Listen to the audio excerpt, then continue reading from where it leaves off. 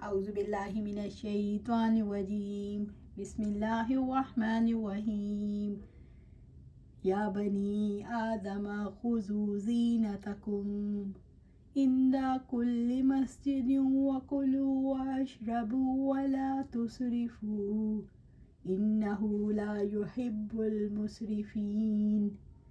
اے اولاد آدم، ہر نماز کے وقت اپنی زینت اختیار کرو اور کھاؤ اور پیو اور تم حد سے نہ گزرو، یقیناً اللہ تعالیٰ حد سے گزرنے والوں کو پسند نہیں کرتا۔ سورۃ الاعراف آیا 31۔ اس آیت میں زینت سے مراد صدر ڈھانپنا ہے۔ زینت سے مراد لباس کی صفائی بھی ہے۔ اے اولاد آدم، ہر فرض نماز یا نفل نماز کے وقت اپنے سطر کو ڈھانپو۔ اللہ تعالیٰ نے لباس کو میل کچیل اور نجاست سے پاک رکھنے کا حکم دیا ہے۔ ہر عبادت کے موقع پر اپنی زینت سے آراستہ ہوں۔ اس سے کیا مراد ہے؟ اس سے مراد یہ ہے کہ عبادت کے موقع پر ستر پوشی کے ساتھ ساتھ پورا لباس پہننے، یہ جاہلانہ طریقوں کی تردید کے لیے حکم دیا گیا جو برہنہ ہو کر اپنی حالت بگاڑ کر عبادت کرتے تھے۔ اہل عرب عبادت کے موقع پر اپنا لباس کیسے اتار دیتے تھے؟ ہشام بن عروہ کی روایت ہے کہ عرب بیت اللہ کا طواف عریانی کی حالت میں کرتے تھے، ماں سوائے قریش اور ان کی اولاد کے۔ وہ ننگے ہو کر طواف کرتے تھے کہ قریش انہیں کپڑے دیں۔ وَكُلُوا وَاشْرَبُوا وَلَا تُسْرِفُوا، اور کھاؤ اور پیو اور تم حد سے نہ گزرو۔ اہل عرب حج کے دنوں میں مرغن کھانے نہ کھاتے تھے، تو اللہ تعالیٰ نے حکم دیا کہ کھاؤ اور پیو، اس پر پابندی نہیں۔ کلو، اللہ تعالیٰ نے جو کچھ عطا کیا ہے اس میں سے پاک چیزیں کھاؤ۔ ولا تسرفوا، اور تم حد سے نہ گزرو۔ اسراف سے مراد کھانے پینے کی چیزوں کی زیادہ مقدار استعمال کرنا ہے، کیونکہ حرص نقصان دہ ہے۔ اس سے مراد کھانے پینے پر حد سے زیادہ خرچ کرنا بھی ہے۔ اس سے مراد حلال سے بڑھ کر حرام استعمال کرنا ہے۔ ولا تسرفوا سے مراد ہے حد سے تجاوز نہ کرو۔ حلال چیزوں کو حرام کر دینا بھی حد سے تجاوز ہے۔ انہ لا یحب المسرفین، یقیناً اللہ تعالیٰ حد سے گزرنے والوں کو پسند نہیں کرتا۔ اللہ تعالیٰ کو اعتدال پسند ہے۔ حد سے گزرنا اعتدال کی مخالفت ہے، جو اللہ تعالیٰ کو پسند نہیں۔ اسراف انسان کے جسم اور اس کے مالی معاملات میں نقصان کا سبب بنتا ہے اور بعض اوقات ایسے حالات تک پہنچا دیتا ہے جس کی وجہ سے واجبات ادا کرنے بھی مشکل ہو جاتے ہیں۔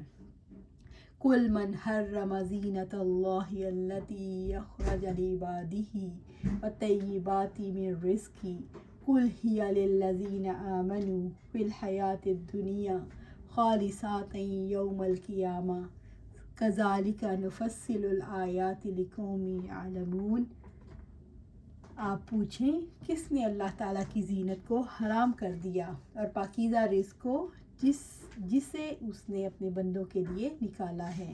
آپ کہہ دیں، یہ چیزیں دنیا کی زندگی میں بھی ان لوگوں کے لیے ہیں جو ایمان لائے، اور قیامت کے دن وہ خالصتاً انہی کے لیے ہوں گی۔ اس طرح ہم آیات کو کھول کر بیان کرتے ہیں ان لوگوں کے لیے جو علم رکھتے ہیں۔ سورۃ الاعراف آیا 32۔ اللہ تعالیٰ نے اپنے نبی صلی اللہ علیہ وآلہ وسلم کو حکم دیا ہے کہ انہیں کہہ دیں کس نے رزق میں سے طیب چیزیں، لباس، کھانا پینا حرام کیا ہے۔ رزق کی طیبات اللہ تعالیٰ نے بندوں کے لیے مباح کی ہیں۔ کون ہے جو اللہ تعالیٰ کی دی ہوئی وسعت کو تنگی میں بدل رہا ہے؟ خوش پوشی اور عمدہ قسم کے صحت بخش کھانے اللہ تعالیٰ نے حرام قرار نہیں دیے، پھر تم اپنی طرف سے ان چیزوں کو کیوں حرام ٹھہراتے ہو؟ اس آیت میں لوگوں کی سخت تردید ہے جو اللہ تعالیٰ کی دی ہوئی نعمتوں کے ترک استعمال کو درویشی سمجھتے ہیں اور گھٹیا قسم کا کھانا کھانے اور لباس پہننے ہی کو بڑی نیکی خیال کرتے ہیں۔ حدیث میں ہے، اللہ تعالیٰ جب اپنے بندے کو نعمت عطا فرماتا ہے تو چاہتا ہے کہ اس کا اثر اس پر ظاہر ہو۔ اسلام میں روحانی ارتقاء کا راستہ ترک دنیا پر منحصر نہیں، بلکہ یہ راستہ معاملات دنیا کو احسن طریقے پر ادا کرتے ہوئے اسے دنیا سے آگے چلتا ہے، جس میں جسم کی بھی پرورش ہو اور روح کی بھی۔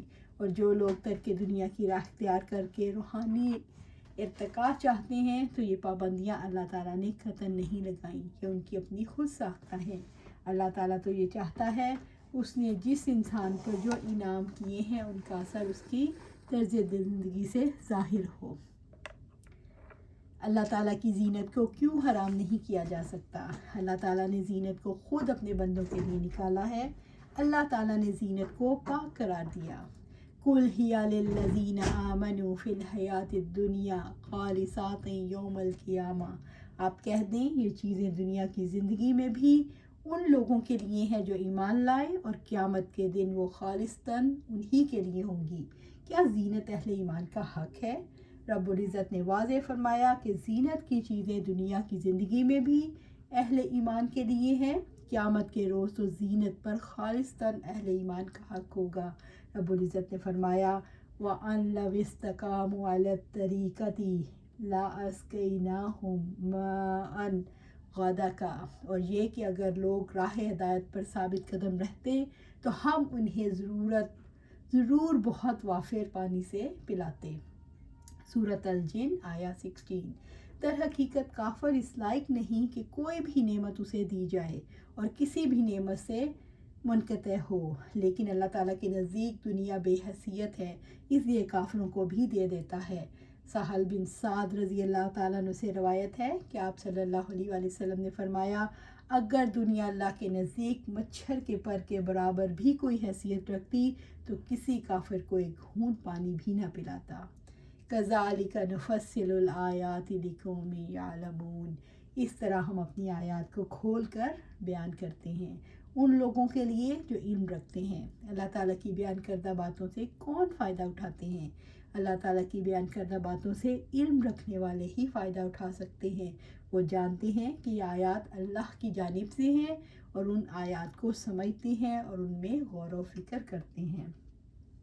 قُلْ إِنَّمَا حَرَّمَ رَبِّيَ الْفَوَاحِشَ مَا ظَهَرَ مِنْهَا وَمَا بَطَنَ وَالْإِثْمَ وَالْبَغْيَ بِغَيْرِ الْحَقِّ وَأَن تُشْرِكُوا بِاللَّهِ مَا لَمْ يُنَزِّلْ بِهِ سُلْطَانًا وَأَن تَقُولُوا عَلَى اللَّهِ مَا لَا تَعْلَمُونَ، آپ کہہ دیں یقیناً میرے رب نے بے حیائیوں کو حرام قرار دیا ہے جو اس سے ظاہر ہوں یا پوشیدہ، اور گناہ کو اور ناحق ظلم کو، اور یہ کہ اللہ تعالیٰ کے ساتھ کسی کو شریک کرو جس کی اللہ تعالیٰ نے کوئی دلیل بھی نازل نہیں کی، اور یہ کہ تم اللہ تعالیٰ پر وہ بات کرو جس کا تم علم نہیں رکھتے۔ سورۃ الاعراف آیا 33۔ اللہ تعالیٰ نے اپنے نبی صلی اللہ علیہ وآلہ وسلم کو حکم دیا کہ انہیں کہہ دو میرے رب نے بڑے بڑے گناہ حرام کیے ہیں، بے حیائی کے کام جن کی برائی کی وجہ سے انہیں فحش کہا جاتا ہے، جس میں زنا اور فعل قوم لوط وغیرہ شامل ہیں۔ ما ظہر منہا وما بطنا، جو اس سے ظاہر ہوں یا پوشیدہ۔ ما ظہر منہا میں وہ فواہش آتے ہیں جن کا تعلق جسم کی حرکات سے ہو، اس سے مراد اعضاء سے کیے جانے والے فحش کام ہیں جو معاشرے کا وجود کھوکھلا کر دیتے ہیں۔ وما بطنا میں وہ فواہش آتے ہیں جن کا تعلق قلب انسانی سے ہے اور جو دلوں کو گندا کر دیتے ہیں، مثلا بخل، ریا، نفاق، تکبر اور خود پسندی وغیرہ۔ والاسم والبغی بغیر الحق، اور گناہ کو اور ناحق ظلم کو۔ الاسم ہر نافرمانی کے کام کو اسم کہتے ہیں، گناہ کے کام جو اللہ تعالیٰ کے حقوق کے بارے میں سزا کو واجب کرتے ہیں۔ والبغی بغیر الحق یعنی وہ ظلم جو حق اور انصاف کے خلاف ہو، اپنی حد سے بڑھ کر ان حدود میں قدم رکھنا جہاں داخل ہونے کا انسان کو حق نہ ہو۔ بغاوت سے دوسرے کی حق تلفی مراد ہے۔ کیا شرک اللہ تعالیٰ سے بغاوت کے کاموں میں شمار ہوتا ہے؟ اللہ تعالیٰ کے ساتھ کسی کو شریک ٹھہرانا حق اور انصاف کے خلاف ہے، ظلم ہے، اس لحاظ سے یہ بغاوت کا کام ہے۔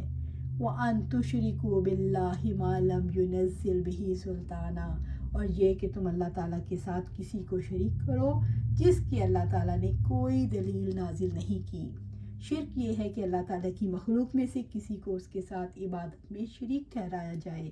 اللہ تعالیٰ نے توحید کے لیے دلائل نازل کیے ہیں، شرک کے لیے دلائل نہیں دیے۔ وَأَن تَقُولُوا عَلَى اللَّهِ مَا لَا تَعْلَمُونَ، اور یہ کہ تم اللہ تعالیٰ پر وہ بات کرو جس کا تم علم ہی نہیں رکھتے۔ اللہ تعالیٰ کی طرف سے کون سی باتوں کو منسوب کیا جاتا ہے جن کا ان کے پاس علم نہیں۔ اللہ تعالیٰ کے اسماء، صفات، افعال، اس کی شریعت اور حلال و حرام کے بارے میں علم کے بغیر بات کرنا، حلال و حرام کے لیے کہ علم کی نسبت اللہ کی طرف کرنا، دراصل اللہ تعالیٰ کی طرف ان باتوں کو منسوب کرنا جن کا ان کے پاس کوئی علم نہیں۔ اللہ سبحانہ تعالیٰ سے دعا ہے کہ ہم اللہ تعالیٰ کے ہر حکم کو مانیں، سمعنا وأطعنا کریں، قرآن و سنت کے مطابق اپنی زندگیاں گزاریں، اور اللہ سبحانہ تعالیٰ سے دعا ہے کہ ہمیں اس پر استقامت عطا فرمائے۔ آمین یا رب العالمین۔